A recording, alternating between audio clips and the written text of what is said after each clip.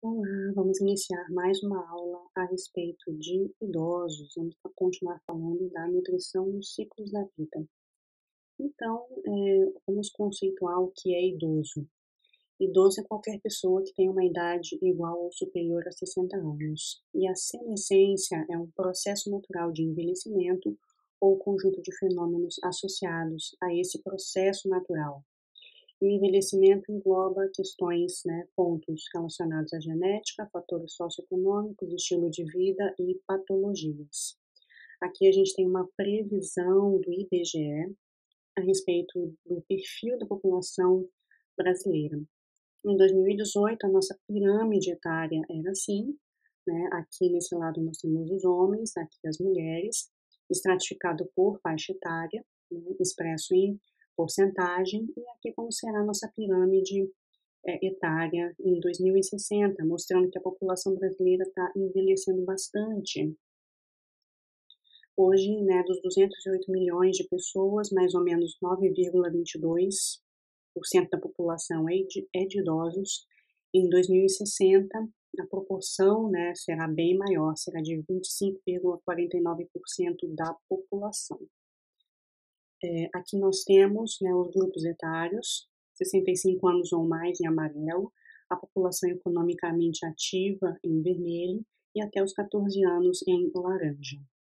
Então, a população economicamente ativa corresponde à faixa etária de 15 a 64 anos.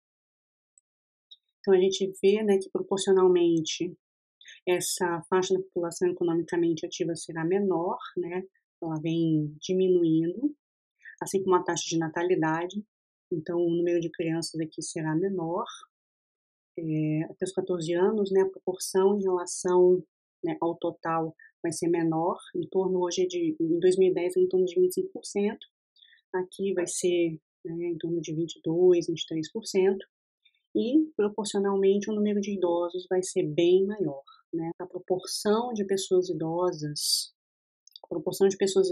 aqui vem aumentando e naturalmente quando nós chegarmos em 2060, né, a proporção será bem maior. Hoje a expectativa de vida ao nascer, né, é em torno de 76 anos, né, com uma diferença aí entre homens e mulheres 79 anos, homens 72. Em 2060, a expectativa de vida ao nascer deve estar em torno de 81 anos, e as mulheres ali em torno de 84 anos e homens em torno de 77 anos. E a taxa bruta de natalidade, calculada por essa fórmula, tende a cair, né? Em 2018 era em torno de 14,4%, em 2060 será em torno de 9,3%. Então, a gente tô dando essa introdução, né, falando um pouco a respeito dessas questões, porque o envelhecimento é uma consequência natural da vida, à medida que vai se aumentando a expectativa, a proporção de pessoas idosas será maior, e a gente precisa entender como tratar e cuidar dessa população. O envelhecimento traz uma série de consequências, né, como consequências sociais e econômicas, a alteração do padrão alimentar, alteração da fisiologia e do metabolismo e modificação da composição corporal. Então, para o idoso, nós temos alterações da composição corporal, né, por exemplo, na faixa etária da senescência dos idosos, tem uma diminuição da secreção de GH, então, de testosterona, então, a massa magra diminui e aumenta a massa adiposa. Temos alterações gastrointestinais importantes, podem haver causas socioeconômicas muito significativas, além de depressão e perdas sensoriais. Isso leva ao comprometimento do estado nutricional e pode levar a doenças. E, da mesma forma, né, doenças levam ao comprometimento do estado nutricional, que por sua vez pode desencadear alterações na composição corporal, alterações gastrointestinais, depressão e perdas sensoriais. Então, algumas alterações fisiológicas da senescência correspondem ao aumento de gordura corporal e visceral, que aumenta a predisposição, né, o risco de doenças cardiovasculares. Existe uma perda de massa muscular, que a gente chama de sarcopenia. Isso leva a uma taxa de metabolismo mais baixa, né, porque a massa muscular diminui. Além disso, a baixa A diminuição, né, a sarcopenia, diminuição da massa muscular, leva a diminuição de força e de funcionalidade, e reduz a qualidade de vida e aumenta o risco de quedas. Além disso, temos outras alterações fisiológicas, como perdas sensoriais, né, pode ser pelo uso de medicamentos, que diminuem, né, a sensação de sabor, podem modificar a digestão e absorção, diminui o paladar e a sensibilidade ao doce e ao salgado, então o idoso pode ter mais, pode acabar a ser mais predisposto a adicionar sal na alimentação e ingerir muito açúcar, diminui a capacidade de mastigação, diminui a resposta à desidratação, então a questão da ingestão de água é muito importante, dificuldades visuais e perda olfativa. Além disso, né, as consequências dessas alterações fisiológicas é a diminuição pelo interesse da comida e o aumento de temperos, né, do uso de temperos como sal. As alterações gastrointestinais provavelmente são as mais importantes, né? Na cavidade oral, por exemplo, podemos ter aí as perda dentária, que vai dificultar bastante a mastigação e a fala. Em relação às glândulas salivares, existe a diminuição da produção de saliva, que a gente chama de xerostomia. No estômago, diminuição das células da mucosa gástrica, o que pode levar à acloribria, que é a diminuição da produção de ácido, constipação. E eu esqueci de mencionar, né, com relação ao esôfago, né, a disfagia pode ser muito comum em idosos, e isso prejudica bastante a deglutição, né, o reflexo de deglutição, e se ele aspirar esse conteúdo, pode levar a uma pneumonia aspirativa. Então é preciso se ter atenção com o idoso nesse aspecto. Outras questões relevantes, né, a diminuição de sensação de sede e menor volume hídrico, né, menor volume de sangue, aliado com uma menor sensibilidade à desidratação, então a chance de desidratação é maior. Em geral, ele usa vários medicamentos, né? A polifarmácia é comum, então a gente tem que pensar na interação fármaco-fármaco e fármaco-nutriente. Pode haver uso de próteses dentárias, o que vai dificultar a mastigação, e algumas doenças crônicas associadas, né? Não só a doença de Parkinson, como Alzheimer e outras doenças crônicas como hipertensão e diabetes. Em termos de fármacos, né, a gente precisa observar, no caso da alimentação, a interação fármaco-nutriente, porque isso vai influenciar no estado nutricional. Vou citar aqui alguns exemplos, tá? Alguns idosos fazem uso dos antilipidêmicos para diminuir o colesterol sanguíneo, triglicerídeos, e isso vai diminuir a absorção de vitaminas lipossolúveis e pode afetar a absorção de vitamina B12, folato e cálcio. Temos também o uso de diuréticos, né, que pode levar à desidratação, perda de eletrólitos importantes, como potássio, magnésio e cálcio, além de vitaminas lipossolúveis. Os laxantes podem depletar vitaminas lipossolúveis e minerais, como sódio e potássio, que são muito importantes. Os antibióticos alteram a flora intestinal e pode causar má absorção de carboidratos, vitamina B12, cálcio, ferro e magnésio, e diminuir a síntese de vitamina K, que é produzida pela flora intestinal. O uso de glicocorticoides predispõe a gastrite, osteoporose e hiperglicemia, além de outras alterações fisiológicas importantes no uso crônico. E temos aqui também os analgésicos anti-inflamatórios, que podem predispor à formação de gastrites e úlceras. Então, não se recomenda a ingestão de estômago vazio, nem de analgésicos, nem de anti-inflamatórios. E os antiácidos e bloqueadores ácidos, para diminuir a acidez estomacal,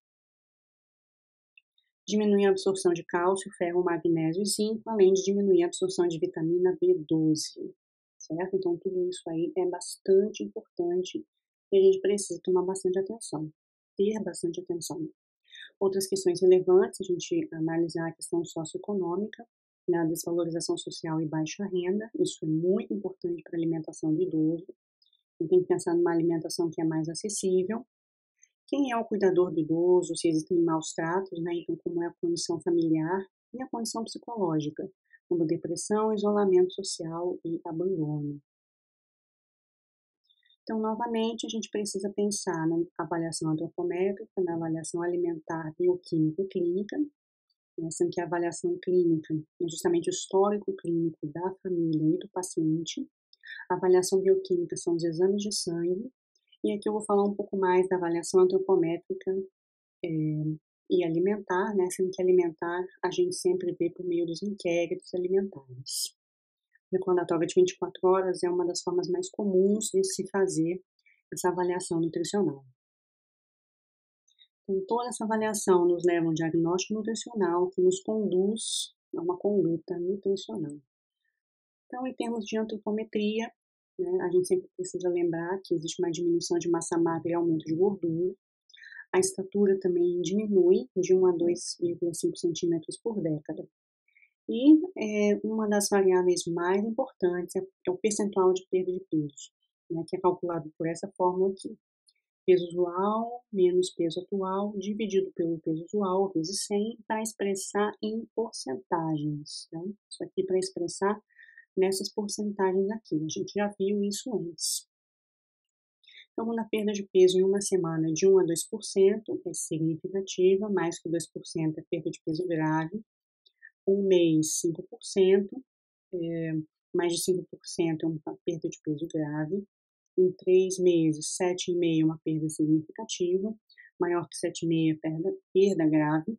Em 6 meses, 10% é significativo, acima de 10% é uma perda de peso grave.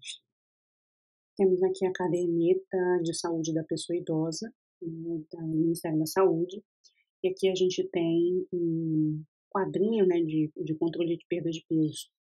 Então, esse quadrinho, né, de controle de perda de peso é importante para saber o percentual de perda de peso, né, e aqui tem uma observação, né, você apresentou perda de peso não intencional de no mínimo 4,5 quilos ou de 5% do seu peso corporal no último ano, dependendo da resposta, né, sim ou não, aqui o ano, esse paciente ele tem que ser acompanhado. E aqui o controle de perda de peso, né, que tem porcentagem, isso aqui é o ano.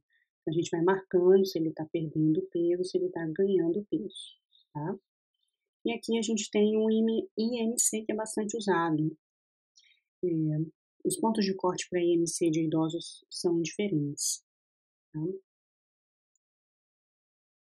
Então aqui, ó, menor que 22 quilogramas por metro quadrado, considerado magreza, de 22 a 27% eutrofia, né, ou seja, peso normal, acima de 27% sobrepeso. Então a gente tem algumas dificuldades, né, a gente precisa saber o peso e a altura dessa pessoa em metros. Às vezes não é possível pesar o paciente, né, pelo fato de ele estar acamado. As dobras cutâneas também são um pouco difíceis pela flacidez da pele. Então, o IMC acaba sendo muito utilizado, bem como essa porcentagem não intencional de perda de peso. Além disso, temos a circunferência da cintura e do quadril, que a gente já viu, né? Circunferência do quadril no maior diâmetro, circunferência da cintura na altura do umbigo. E quando para o homem tá, é maior ou igual a 94 centímetros, é um risco elevado de complicações cardiometabólicas. Acima de 102 centímetros, né, maior ou igual a 102, é um risco muito elevado. Para mulheres, maior ou igual a 80 centímetros é um risco elevado de complicações. E maior ou igual a 88 centímetros, o risco de complicações é muito elevado. E a relação cintura-quadril, é você dividir os centímetros, né, de cintura pelo valor, né, dos centímetros de quadril. Quando os homens está acima de 1, o risco de complicações cardiometabólicas é alto, e em mulheres acima de 0,85, as complicações cardiometabólicas também podem aparecer, né, tem maior risco de aparecerem. Aqui a gente tem a avaliação subjetiva global, né, que leva em consideração aqui, na primeira parte, mudança de peso, ingestão dietética e sintomas gastrointestinais. Então, a gente responde esse questionário aqui, né, e vê literalmente, né, se é um risco elevado, digamos assim, se existe a percentual de perda de peso, qual é a mudança de peso, porcentagem de mudança, né, mudança de peso nas últimas 2 semanas, ingestão dietética, se foi com uma dieta sólida, líquida ou jejum, né, se houve mudança da consistência, se existem sintomas gastrointestinais como náusea, vômito, diarreia e anorexia,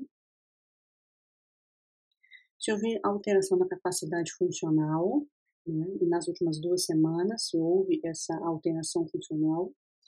Aqui existe a parte do exame físico, né, com diminuição de tecido adiposo, redução da massa muscular, edema ou ascite, né, a gente marca esses itens, e aí a gente classifica, né, como bem nutrido, desnutrido e desnutrido grave. Então a gente vai marcar nesses quadrinhos aqui, e aí, se for classificação A na maioria das categorias, ele é bem nutrido. Se não é nem classificação A e nem C claramente indicadas, ele pode ser considerado um desnutrido leve ou moderado. E se a classificação C é mais prevalente, né, ele aparece na maior parte das categorias, principalmente no exame físico, e ele é um desnutrido grave. A avaliação subjetiva global é muito usada em idosos. Além disso, a gente tem o MNA, tá, que também é bastante usado em idosos. E tem quantas refeições por dia, aqui o perfil da alimentação, se ele consome 2 ou mais porções de fruta, quantos copos de líquido, o modo que se alimenta. Temos aqui a questão de se houve diminuição da ingestão alimentar, perda de peso nos últimos 3 meses, mobilidade, estresse, problemas neuropsicológicos, IMC, tá? Esses índices são muito importantes.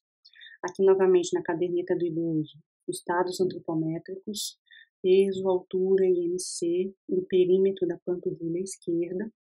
Então, o perímetro da panturrilha, ele é feito também no ponto médio, né, que em geral ali dá o lugar onde tem maior diâmetro da panturrilha. E a gente coloca esse perímetro da panturrilha nesse gráfico aqui, para saber, né, se está acima de 35 centímetros, ele tem boa massa muscular, entre 31 e 34 necessita de atenção, menor que 31 existe a necessidade de uma intervenção nutricional, tá? Esses dados estão aí na caderneta do idoso. Para avaliação bioquímica, a gente tem que pedir, né, solicitar a glicemia, pressão arterial, concentração de albumina para ver a questão da desnutrição, principalmente desnutrição a longo prazo, contagem total de linfócitos que tem relação com a desnutrição, colesterol e suas frações, além do triglicerídeo, hematócrito e hemoglobina, transferrina e ferritina. Então, quando uma pessoa ingere menos ferro ou absorve menos ferro, existe um aumento da concentração de transferrina sérica e diminuição da ferritina. Isso aqui é sintoma de anemia, tá? E anemia pode ser por má ingestão ou por má absorção intestinal. Temos ainda uma alta prevalência de deficiência de vitamina B12, vitamina D e cálcio, e isso em relação aqui com diminuição da massa óssea. No caso da vitamina D, realmente a exposição à luz solar. Temos aqui a equação, né, essa equação aqui para o cálculo do gasto energético basal. E o gasto energético total é o gasto energético basal vezes o fator atividade física, vezes o fator exercício físico, se ele faz exercício físico, vezes o fator de temperatura corporal, né? E no caso, o fator de temperatura corporal, eu falei lá no início, na aula de avaliação nutricional, onde a gente tem alguns fatores que a gente multiplica quando o paciente tem febre. Com relação às recomendações nutricionais, o local da alimentação tem que ser tranquilo, né? É um momento de socialização e convívio com a família. Água, né, a ingestão de água deve ser evitada 30 minutos antes da refeição, porque senão pode diminuir o apetite do idoso. Quando o idoso é obeso, existe a necessidade de uma dieta com restrição calórica, mas isso tem que ser acompanhado, né, de perto, porque todos os micronutrientes precisam ser ofertados. No caso da desnutrição, né, a gente tem sintomas aí relacionados com fraqueza, fadiga. Em casos muito severos, pode ter um certo grau de confusão mental, a pessoa precisa ser acompanhada. E a gente precisa optar por alimentos com alta densidade de micronutrientes, vitaminas e minerais. Em termos de energia, a gente tem uma diminuição aí de 3% por década de vida. A dieta normoproteica entre 0,8 e 1 grama de proteína por quilograma de peso, carboidratos 45 a 65%, lipídios 20 a 35%, e a gente precisa prestar atenção na vitamina B12, vitamina D, cálcio, ferro e zinco. A gente, na realidade, analisa todos os micronutrientes, mas tem um pouco mais de atenção com esses. Aqui a gente tem uma pirâmide alimentar modificada para adultos acima de 70 anos, né? Então, é uma pirâmide alimentar como todas as outras, né? Baseadas em cereais, de preferência integrais, frutas e vegetais. Aqui a gente tem carnes, leites e ovos, além das leguminosas e leites e derivados. Eventualmente gorduras e doces, mas aqui na base a gente tem os 8 copos de água por dia, e no ápice nós temos vitaminas, suplemento vitamínico de vitamina D, B12 e cálcio. Então isso aqui precisa ser observado, porque é bastante comum a necessidade de suplementação vitamínica. Em termos de recomendações nutricionais, os homens precisam em torno de 3,7 litros por dia, e mulheres 2,7 litros de água por dia. Como eu havia mencionado, evitar água, né, nos 30 minutos antes da refeição, por diminuir o volume gástrico. Então, é necessário oferecer água a cada 1 ou 2 horas entre as refeições, mas evitar aqui 30 minutos antes das refeições. Em caso de disfagia, a gente pode orientar colocar 1 colher de chá de gelatina a cada litro de água, para aumentar a consistência, para evitar engasgos e a aspiração do conteúdo, porque melhora o espessamento da água, tá? E evita a aspiração.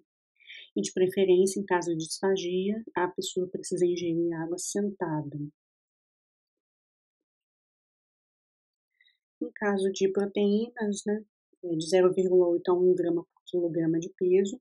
Então, para homens, aí, pelo menos 56 gramas por dia, e para mulheres, pelo menos 46 gramas de proteína por dia, né, obedecendo lá a ideia de 0,8 a 1 grama por quilograma de peso, né? Então, a gente calcula isso aqui primeiro, e depois analisa se eles estão fazendo a ingestão adequada. Isso aqui é modificado em caso de doenças que necessitem de restrição proteica, como neuropatias e doenças renais crônicas.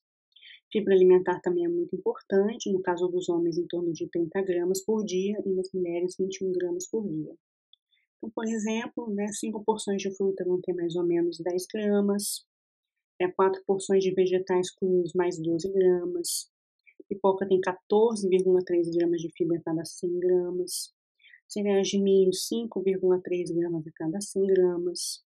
Os vegetais do tipo seco cozido, como batata e cenoura, têm de 1 a 2 gramas a cada 100 gramas. E o cozimento, em geral, abranda as fibras alimentares e elas perdem um pouco a sua função. Quando a gente fala do consumo de sal por pessoa, o recomendado é de 2 gramas por dia, uma colher de café, uma colher de café pequena. O máximo é de 5 gramas. E, em geral, no Brasil, se consome 12 gramas. Então, a nossa ingestão alimentar de sal é bem superior àquilo que deveria ser, tá? Então, não devemos incentivar o uso de sal e açúcar, né? A gente precisa incentivar o idoso a utilizar ervas aromáticas. Principalmente uma alimentação baseada em ultraprocessados é rica em sódio, e isso não é necessariamente uma boa coisa, né? Muito pelo contrário. Tá? É necessário desincentivar o uso excessivo de sódio e de sal de mesa. Em termos de açúcar, né, no máximo 20 gramas de açúcar por dia, que são 5 colheres de chá cheia por dia. Não é muito, né, é pouco. Então, existe a necessidade de desincentivar o uso desse açúcar de mesa em grande quantidade, né, fazer pouco uso de açúcar. No caso dos óleos, a gente tem aqui 30 gramas por dia, tá, de uso de óleo, que corresponde a 4 colheres de sopa por dia. Então, a gente precisa prestar atenção nisso aqui e orientar o idoso. Além disso, a recomendação de cálcio, né, é em torno de 1.200 miligramas por dia, e o envelhecimento diminui a absorção de cálcio intestinal. Então, uma dieta, a gente precisa orientar essa pessoa a fazer uso de alimentos que contêm leite, e usar, né, os leites derivados. Então, numa dieta, para alcançar esse valor aqui, precisa de 5 fatias de queijo de mussarela ou 4 copos de leite, 250 ml. E naturalmente, né, se houver a prescrição de suplementação de cálcio e vitamina D, ter essa noção se a pessoa está realmente cumprindo a recomendação. Então, aqui ficam 2 coisas importantes, né. Quando a pessoa tem necessidade de fazer uso de uma alimentação de iogurte ou leite desnatado, se ela tem obesidade, por exemplo, a gente realmente, né, recomenda o leite desnatado e o uso de iogurte derivado do tipo light. Mas se o idoso tem baixo peso ou não tem alterações de colesterol, a gente tem que preferir o uso de leites e derivados integrais. Se o idoso tem baixo peso e não tem colesterol ou triglicerídeos altos, mas principalmente, colesterol, a gente pode sim lançar mão dos leites e derivados integrais. O idoso precisa se expor ao sol, por causa da radiação ultravioleta que vai atuar na produção de vitamina D, e a vitamina D vai levar à absorção intestinal de cálcio. Em termos de vitamina D, exposição solar ou ingestão de alimentos que contêm vitamina D, como leites e derivados, ovos, margarinas, peixes e óleo de peixe, mas o óleo de peixe é mais complicado. É quase um suplemento, né, de vitamina D, mas ele é muito ruim. Então, a gente pode incentivar o uso de outros alimentos. E em idosos entre 51 e 70 anos, a ingestão recomendada é de 10 microgramas, acima de 70 anos, 15 microgramas. E a vitamina D, ela tem atuação na mineralização óssea. E a deficiência dessa vitamina pode contribuir para uma perda de massa óssea. O ferro, né, ingestão recomendada é de 8 miligramas por dia, que corresponderia aí a 150, ou melhor, 150 gramas de carne por dia, que é um bife, tem 4 miligramas de ferro. A sua deficiência causa anemia, e a anemia ela pode ser pela diminuição da ingestão de ferro, diminuição da absorção intestinal ou doenças que causam sangramento. Então, nesse caso, é importante o segmento e muitas vezes a suplementação de ferro. No exame bioquímico, né, se pede a dosagem de ferro sérico, transferrina e ferritina. Então, quando a pessoa tem alguma infecção, como a ferritina é uma proteína de fase aguda, a ferritina pode ser um critério bioquímico um pouco confuso, né? Então, em geral, se pede aí a transferrina, hemoglobina, ferro sérico também para o diagnóstico. A vitamina B12, sua recomendação é de 2,4 microgramas por dia, e a sua absorção intestinal ela é prejudicada por medicamentos ou por atrofia gástrica, que são muito comuns na senescência. Então, esses 2 fatores podem levar à diminuição do fator intrínseco, que é a proteína, a glicoproteína, essencial para a absorção intestinal de vitamina D. Então, quando a gente tem alterações na mucosa gástrica, a vitamina B12 vai ser menos absorvida. E a vitamina B12 ela só é encontrada em alimentos de origem animal, como carnes, peixes, laticínios, sardinha ou salmão e carne vermelha. Então, aqui a gente tem as fontes de vitamina B12. Temos aqui a recomendação de zinco, que é muito importante, né, para homens 11 miligramas por dia, mulheres 8. A deficiência de zinco compromete a imunidade e, novamente, tá? Carne vermelha e branca, fígado, além de castanhas, leguminosas e frutas, são boas fontes de zinco. Para mulheres, 124 gramas de bife de carne, mais 6 a 8 castanhas do Pará. E para homens, 170 gramas de bife, mais 6 a 8 castanhas do Pará. Nesses 2 casos, a gente consegue alcançar essas recomendações. Para a mulher, isso aqui, né, dá em torno de 8 miligramas por dia de zinco. E para os homens, essas quantidades aqui dão em torno de 11 miligramas. E aqui a gente tem 3 livros, né? A Kraus, a Nutrição da Gestação e Envelhecimento e a Caderneta de Saúde da Pessoa Idosa, que é muito, muito legal. Dá uma olhada, que traz bastante informação, tá? Então, bons estudos para vocês e até a próxima.